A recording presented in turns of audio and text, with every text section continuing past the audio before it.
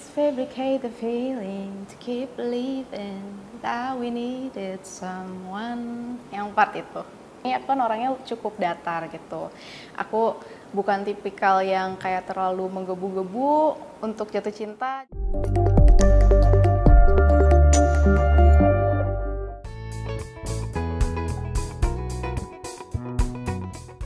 Awal mulanya tuh gara-gara banyak banget teman-teman dari fans yang pingin aku buat punya single bahasa Inggris gitu, yang full bahasa Inggris, karena aku kan suka banget cover-cover lagu bahasa Inggris. Dan waktu zaman aku di Indonesian Idol pun juga aku sering banget bawain lagu bahasa Inggris gitu, kayak lebih pede kalau nyanyiin lagu bahasa Inggris gitu. Makanya kayak mereka, ayo dong Rimar bikin single bahasa Inggris gitu. Dan ternyata kebetulan dari tim A&R label aku pun juga kayak melihat sisi itu gitu dari diri aku. Jadi mereka kayak, kayaknya kita pengen nyariin lagu bahasa Inggris nih buat Rimar gitu. Dan sempet dikasih lagu waktu itu demo, aku masih belum cocok. Terus akhirnya aku kayak sempet bikin playlist gitu, kasih ke A&R aku, dan dia kayak akhirnya menemukan satu lagu dikasih ke aku. Terus pas aku dengerin, kayaknya cocok ya lagu ini, dan ini adalah Idea of You.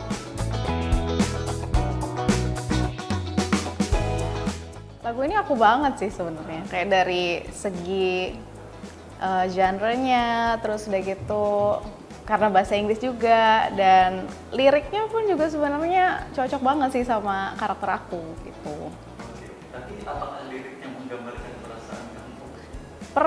Pernah kayak merasakan hal yang kayak gini tuh pernah juga sih di aku sendiri gitu. Jadi kayak kan untuk saat ini belum ya kayak menemukan seseorang yang klik banget gitu. Jadi lagu ini tuh pas banget di masa-masa kita kayak pingin punya pasangan, tapi ternyata kita itu belum cocok sama dia, tapi kita kayak berusaha untuk kayak meyakinkan diri kita kalau ini dia ideal nih buat kita, tapi sebenarnya enggak gitu. Jadi emang waktunya buat jujur aja sih kalau kita masih belum cocok sama orang ini. Jujur aja lah sama diri sendiri, itu daripada ntar ujung-ujungnya saling menyakiti.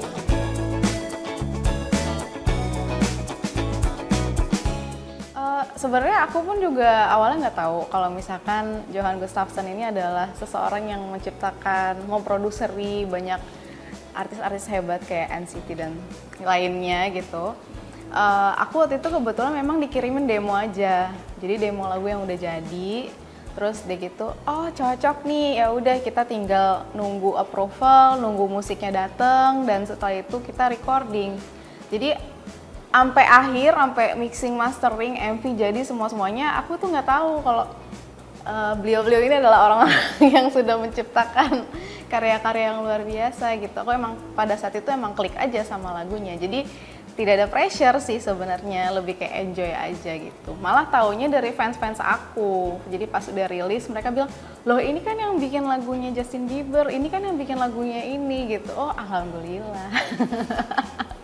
Jadi selama proses itu bener-bener nggak tahu apakah emang kamu nggak mau mungkin kayak semacam siapa sih gitu, kepo gitu, atau emang kamu pengennya ya udah terus aja? Pada saat itu emang nggak kepikiran aja, emang suka sama lagunya ya udah gas aja gitu, nggak ada kepikiran ini yang nyiptain siapa, nyiptain lagunya siapa gitu, nggak ada kepikiran gitu. Ya untungnya gitu ya, mungkin kalau aku buka-bukain malah jadi pressure kali ya.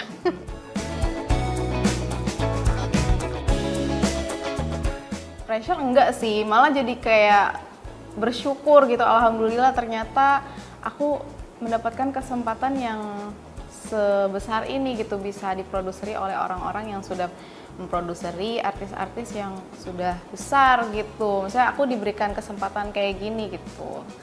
Menurut aku masih merintis kan gitu pada saat ini. Tapi kamu sempet tektokan langsung sama Johan?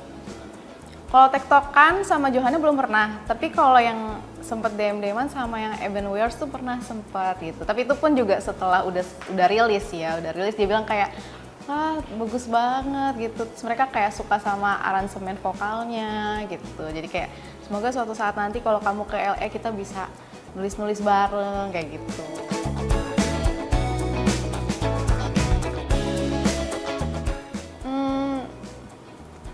Apa ya, ekspektasi itu kan kayak harapan ya. Sementara kalau menurut aku, kita nggak boleh berharap sama manusia. Katanya kan bilang katanya berharaplah cuman sama Allah gitu, sama Tuhan gitu. Jadinya kayaknya memang lebih baik jangan berekspektasi. Kalau kita berekspektasi ujung-ujungnya sakit hati gitu. Padahal katanya nih, sakit hati tuh adanya tuh cuman tercipta karena diri kita sendiri, bukan karena orang lain ya.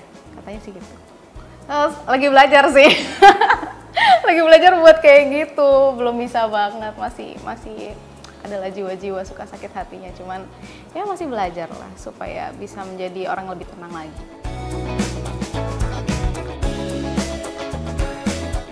Oh boleh, kalau part favorit aku tuh yang bagian Baby all we do is fabricate the feeling to keep believing that we needed someone. Yang part itu.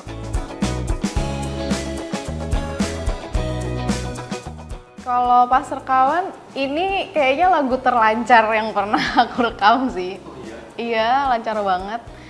Kayak cuman sebentar ya Mia, kayak sebentar banget. Terus ya udah, paling kita lebih kayak milih-milih. Kayaknya aku lebih suka color vokalnya yang ini gitu. Tapi kalau rekamannya salah satu yang paling gak ada kendala dibandingkan semua lagu-lagu aku. Mungkin karena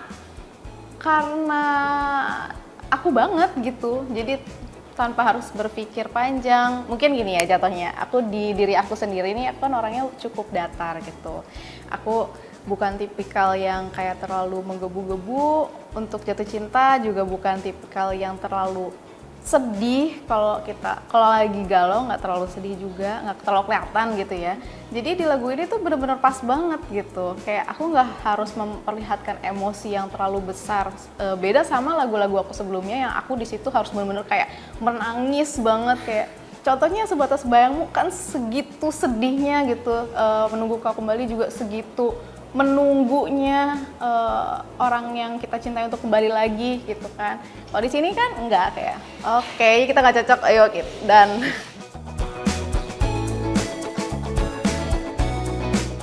karena kebetulan di lagu-lagu aku yang sebelumnya itu kan semuanya gloomy banget, yang benar-benar sad, sedih banget gitu. Jadi di sini aku pingin banget, walaupun sebenarnya di liriknya ini bukan happy sih sebenarnya, tapi aku pingin kayak menutupi kesedihan itu dengan warna-warna yang cukup cute gitu, yang bikin orang tuh terdistract dengan warna-warna yang pastel-pastel itu.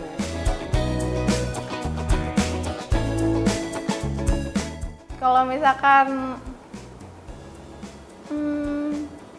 mungkin dari fans aku kali ya, dari fans aku tuh kan banyak banget yang bilang bagus banget, tapi ada bilang aduh kok nggak viral sih, gitu kan.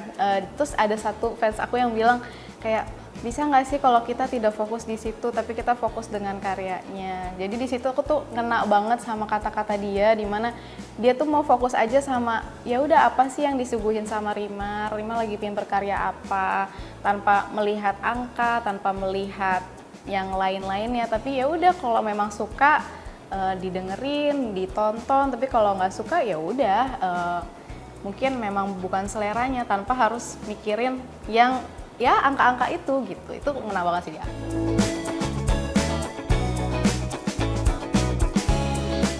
Kalau menurut aku sebenarnya angka itu penting sebenarnya, apalagi kan di balik semua ini pasti ada bisnis dan segala macam halnya. Cuman kan yang namanya seniman ya, kalau seniman itu kan kita memang mengeluarkan sesuatu yang sesuai dengan apa yang kita imajinasikan gitu. Jadi bukan berdasarkan oh nanti begini gitu. Jadi emang sebenarnya itu dua hal yang berbeda, cuman mau nggak mau disatukan gitu.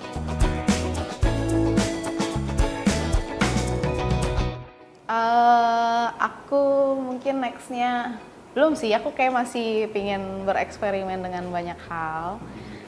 Mungkin next masih lagu Indonesia juga, tapi mungkin tetap belajar buat bikin lagu bahasa Inggris. Hai KL Lovers, aku Rimar dan jangan lupa buat dengerin lagu aku Idea of You di semua digital platform, ada di Spotify, Joox, Apple Music, dan juga kalau mau nonton MV-nya ada di YouTube channel aku di Rimar Official. Kalau nggak sekarang, kapan lagi?